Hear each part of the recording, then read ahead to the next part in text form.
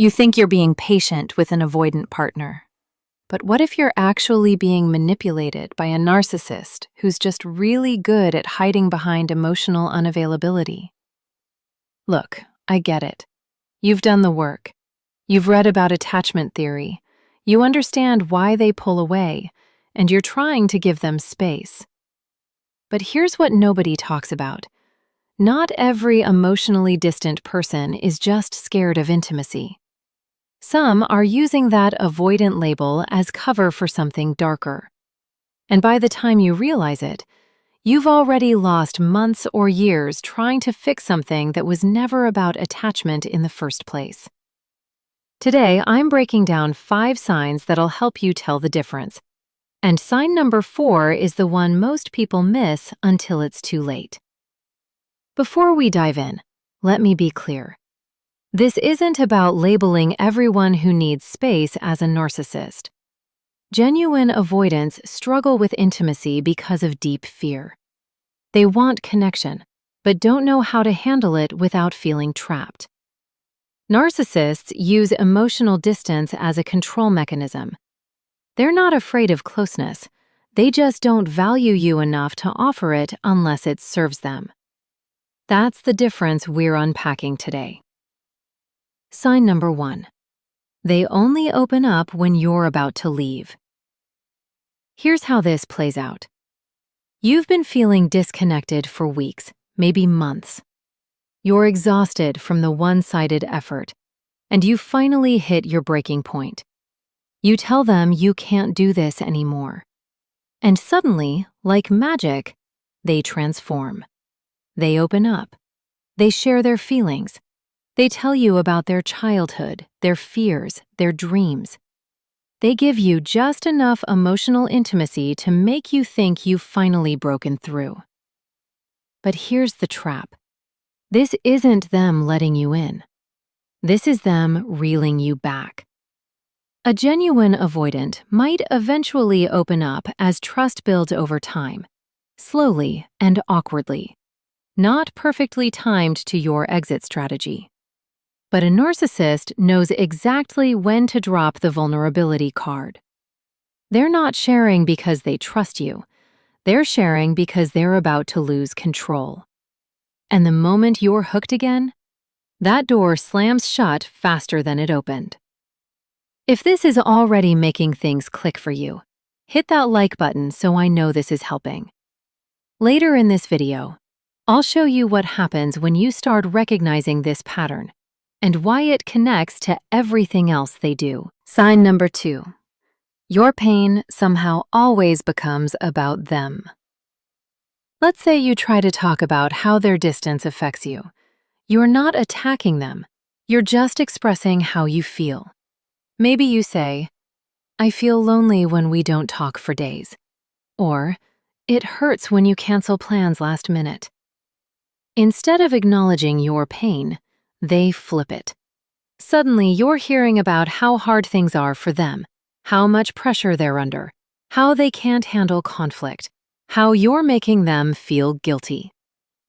A true avoidant might get uncomfortable with emotional conversations and need a break to process. They might shut down temporarily, but they're not trying to make you feel bad for having needs.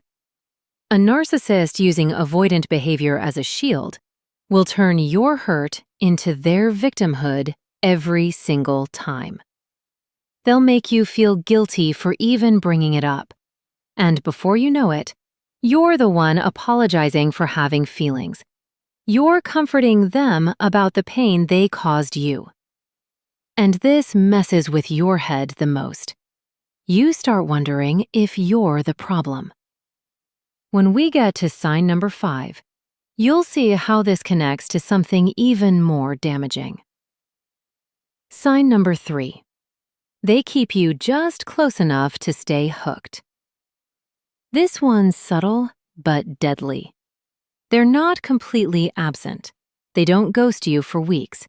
They text just enough to keep you thinking about them. They show up just enough to keep you hoping. Maybe they send you a sweet message out of nowhere, or they have one really good day with you after 10 bad ones. They give you breadcrumbs. And because you're starving for connection, those breadcrumbs feel like a feast. Intermittent reinforcement is a psychological concept where rewards are given inconsistently or unpredictably, making behaviors more addictive. When rewards are unpredictable, your brain gets more attached to the source than if the rewards were consistent. An avoidant will have patterns. They'll be distant, yes, but in somewhat predictable ways as they manage their need for space. A narcissist will keep you in constant uncertainty. One day they're all in, the next they're ice cold, and you never know which version you're getting. This keeps you focused on them, trying to figure out what you did wrong or what you can do to get back to that good day. And that's exactly where they want you, off balance and hooked. Here's something I want you to think about. What's the longest you've gone analyzing their behavior, trying to decode their mixed signals? Drop that in the comments, because I think a lot of you will realize just how much mental energy this person has been taking from you. Sign number 4. They punish you for having boundaries. This is the one most people overlook until the damage is done. You finally work up the courage to set a boundary.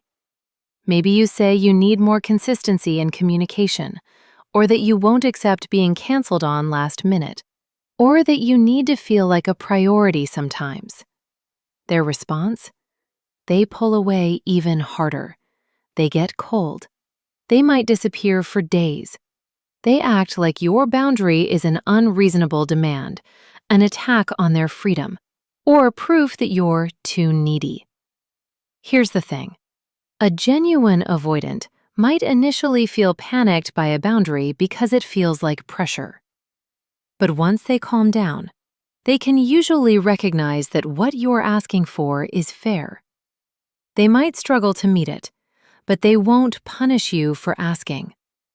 A narcissist will use your boundary as an excuse to devalue you. They'll make you feel like you're asking for too much, when you're literally just asking for basic respect. And the worst part?